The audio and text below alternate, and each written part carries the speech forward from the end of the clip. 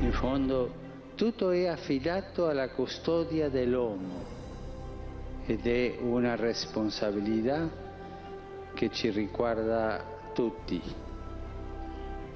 Siate custodi dei doni di Dio. Protecting God's gifts is what the Knights of Columbus has strived to do for more than 130 years. Throughout our history, Knights have defended and protected the gifts of freedom, of faith, of family, and of human life in all its forms. Through adherence to these values, we have scaled great individual heights and collectively changed our world for the better. And each year we celebrate our fraternal bonds and gain strength and inspiration for our future works at the Supreme Convention.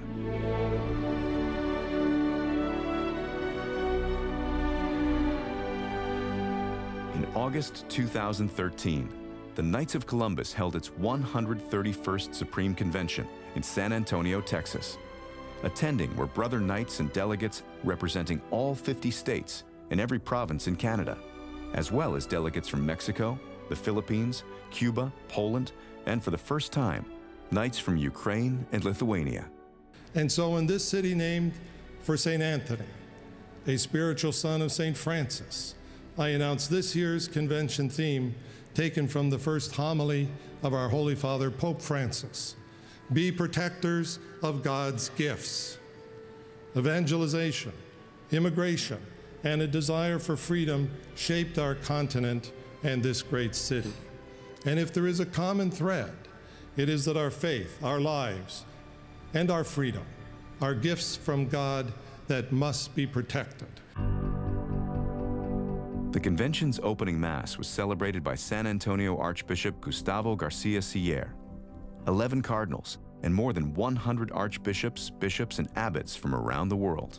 May Our Lady of Guadalupe, La Morenita, Nuestra Madre, the patroness of the Americas, help us to know her Son better and become more faithful disciples and missionaries of Jesus Christ, who is the light of the world. Our Lady's appearance to St. Juan Diego nearly 500 years ago changed the course of history, enabling the rapid and effective evangelization of the Western Hemisphere.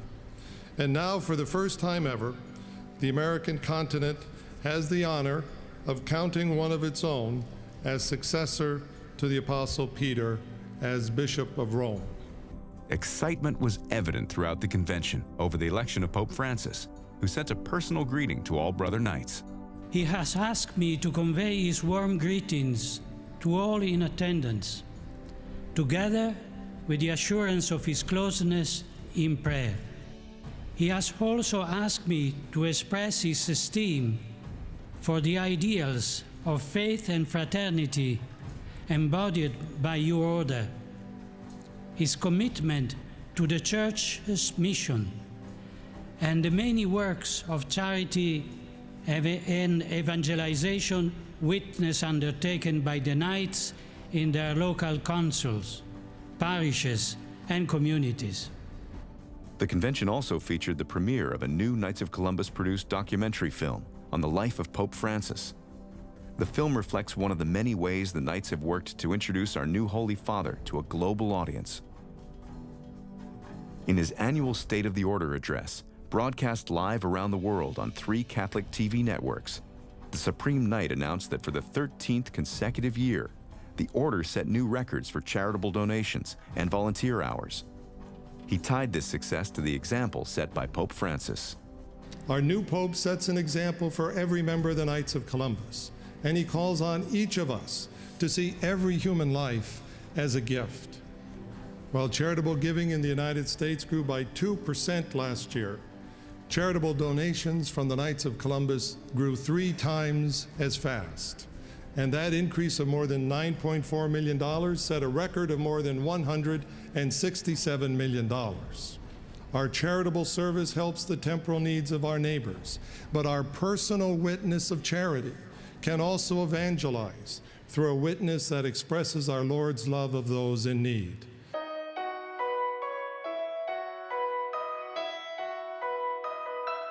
Over the past fraternal year, Knights continued to support the Healing Haiti's Children program, providing a prosthetic limb for every Haitian child injured in the 2010 earthquake. With the Global Wheelchair Mission, Knights distributed more than 5,000 wheelchairs in 10 countries. In Africa, the Knights partnered with the Apostles of Jesus to assist AIDS orphans by constructing new primary schools in Uganda and Kenya. Knights continue their leadership role in initiatives for people with intellectual and physical disabilities. And closer to home, Knights distributed 42,000 winter coats through the Order's Coats for Kids program, supported local blood drives, and built houses for the needy with Habitat for Humanity. Knights fed their neighbors through the Food for Families program and the 40 Cans for Lent project. These programs that bring food, water, and clothing to those in need respond to our Lord's call to feed the hungry, give drink to the thirsty, and to clothe the naked. That is what the Knights of Columbus do when we see a need. We act to make a difference. Thousands of Knights participated in Marches for Life in the United States, Canada, and the Philippines, and raised money to purchase ultrasound machines for pregnancy resource centers.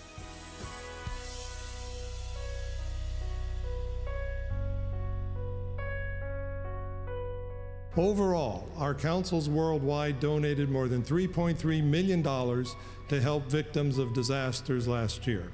And Knights of Columbus donated more than 18.4 million hours to these and other community projects. And as our new disaster response program continues to develop, our work in future relief efforts will even be greater. Not every charitable activity the Knights of Columbus does can be planned in advance. But when disasters strike, Knights answer the call for help. When tragedy struck the Sandy Hook Elementary School in Newtown, Connecticut, Knights responded with prayer, presence, and action.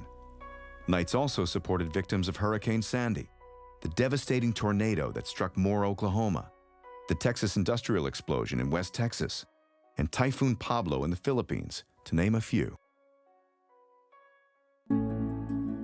The many good works of the Order would be impossible without continued membership growth. It gives me great pleasure to report to you that during the fraternal year just ended, June 30th, membership in the Knights of Columbus grew for the 41st consecutive year to a record 1,843,587 Brother Knights. I am pleased to announce that 2 of these new councils were established this year in Ukraine, where we were invited by Cardinal Hussar at our Supreme Convention in 2005. Additionally, we have added a new roundtable this year in Lithuania. Members of the hierarchy from both these countries have also joined us here at our Supreme Convention. In order to ensure the continued growth of the Order, the Supreme Knight announced a simple and effective membership program. 1 new member per council per month. That's 12 new members per council per year. And if each council recruited 1 member each month, that would be nearly 180,000 new members, and the Knights of Columbus would grow by almost 10% in a single year. Our Lord did not seek perfect men for his apostles, and we do not seek perfect men for the Knights of Columbus. We seek good men who are looking to become better men, and then we give them the opportunity to become great men. From the founding members of our Order, many of whom were veterans of the Civil War, the Knights of Columbus has walked hand in hand with the men and women of the armed forces. From World War I huts serving the troops on the front lines, to modern-day financial and moral support for wounded warriors, from training and job placement programs for veterans, to providing scholarships for future military chaplains, Knights celebrate the men and women who protect our freedoms, and we honor those who have made the ultimate sacrifice.